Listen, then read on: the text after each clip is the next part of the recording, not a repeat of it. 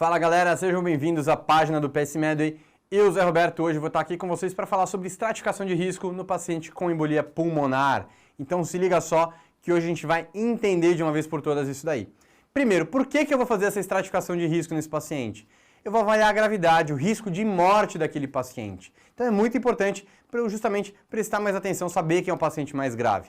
Isso aqui vocês não podem confundir com o último vídeo que eu fiz com vocês sobre avaliação de probabilidade pré-teste, critérios de Wells, critérios de PEC.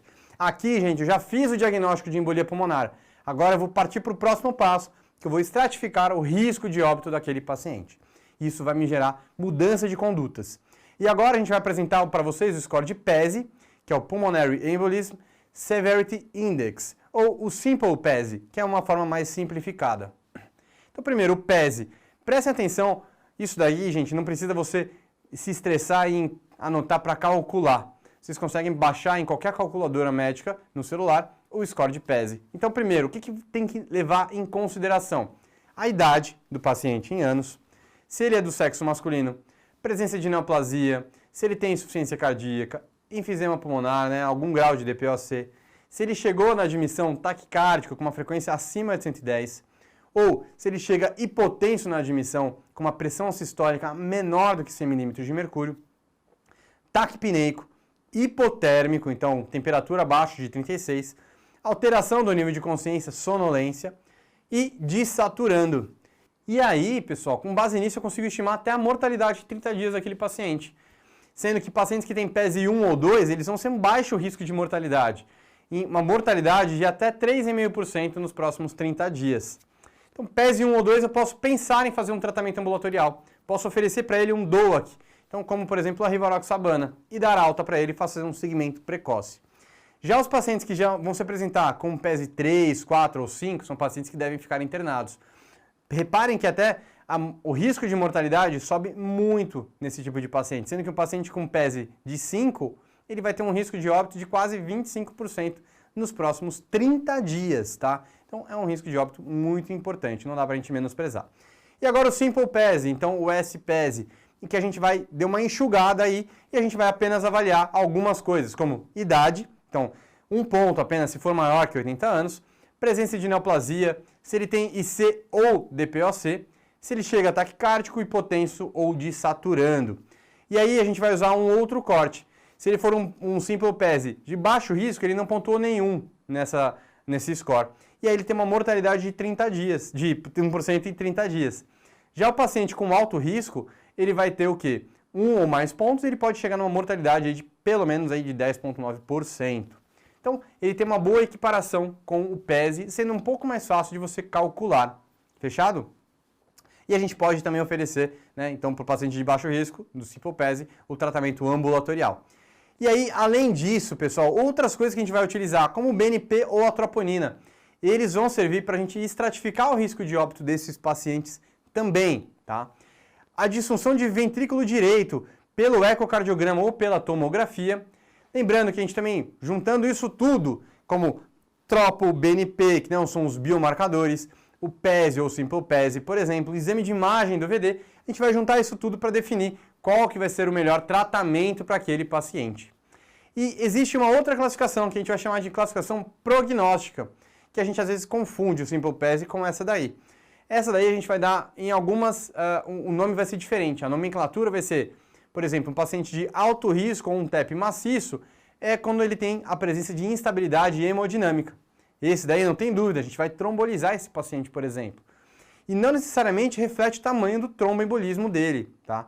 Não necessariamente, isso aí é uma repercussão, isso aqui é uma classificação mais clínica, depende justamente da instabilidade hemodinâmica. E ele tem uma maior mortalidade por choque obstrutivo dessa forma. A gente vai ter o TEP submaciço ou de risco intermediário, onde eu vou ter estabilidade hemodinâmica, e aí eu vou ter o risco intermediário alto e o risco intermediário baixo. E o que vai me definir, o que vai me estratificar se ele é intermediário alto ou baixo, é a presença de alterações, como por exemplo, disfunção do ventrículo direito ou alteração de algum biomarcador. Então, eu vou ter disfunção do ventrículo direito pelo eco, ou pela tomo até mesmo, ou alteração de tropo ou BNP.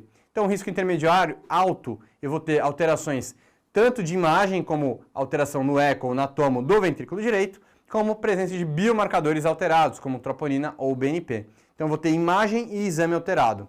Se for um intermediário de baixo risco, eu vou ter apenas um dos dois. Então eu posso ter um VD aumentado pelo eco ou pela tomografia, ou eu vou ter apenas uma troponina alterada ou um BNP alterado. Tudo bem?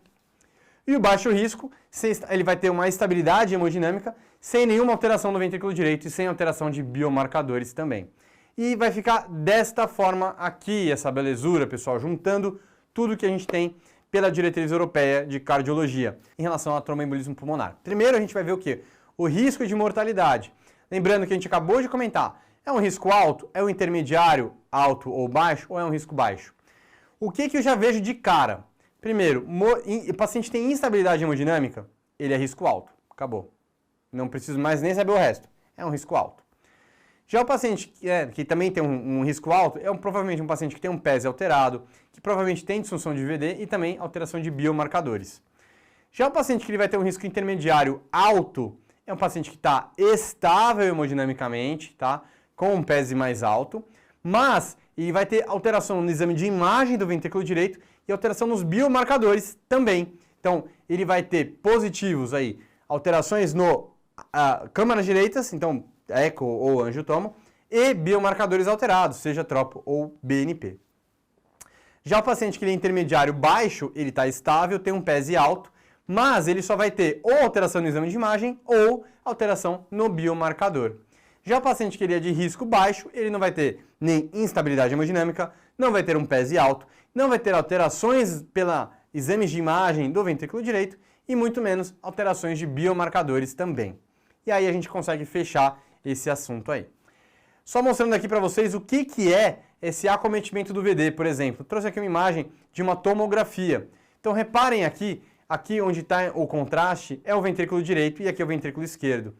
Notem que sempre o ventrículo direito ele nunca vai ser do tamanho ou maior do que o ventrículo esquerdo. Ele habitualmente tem um tamanho de 2/3 do ventrículo esquerdo. Então se eu pego e olho aqui, olha o ventrículo direito enorme, muito maior do que o ventrículo esquerdo, ele já tem disfunção, ele já está aumentado, tudo bem? E o que acontece? Eu tenho um rechaçamento do septo interventricular em direção ao ventrículo esquerdo. E é por isso que o paciente choca. Ele não vai ter um volume sistólico do ventrículo esquerdo adequado por esse fenômeno aí de abaulamento do septo em direção à cavidade do ventrículo esquerdo. Na angiotoma a gente consegue ver bem essa relação de VD para VE. E a tropo também, ela aumenta essa acurácia na estratificação de risco, assim como o BNP também. Moçada, espero que tenham gostado. Não esqueçam de deixar o seu like. Não esqueçam também de compartilhar com algum colega sobre esse assunto, que TEP é um assunto sempre muito quente, para a gente sempre estar atualizado. Não deixe de se inscrever aqui no canal e de clicar no sininho para você receber as notificações. E se você quer conhecer um curso de medicina de emergência realmente robusto, com mais de 140 horas de curso com certificado, material complementar, curso de POCUS, eletro, ventilação, intubação, tudo, vocês podem confiar. É só você apontar a câmera do seu celular para esse QR Code e você vai ser direcionado para o curso do PSMed. Beleza, pessoal? Valeu e um obrigado!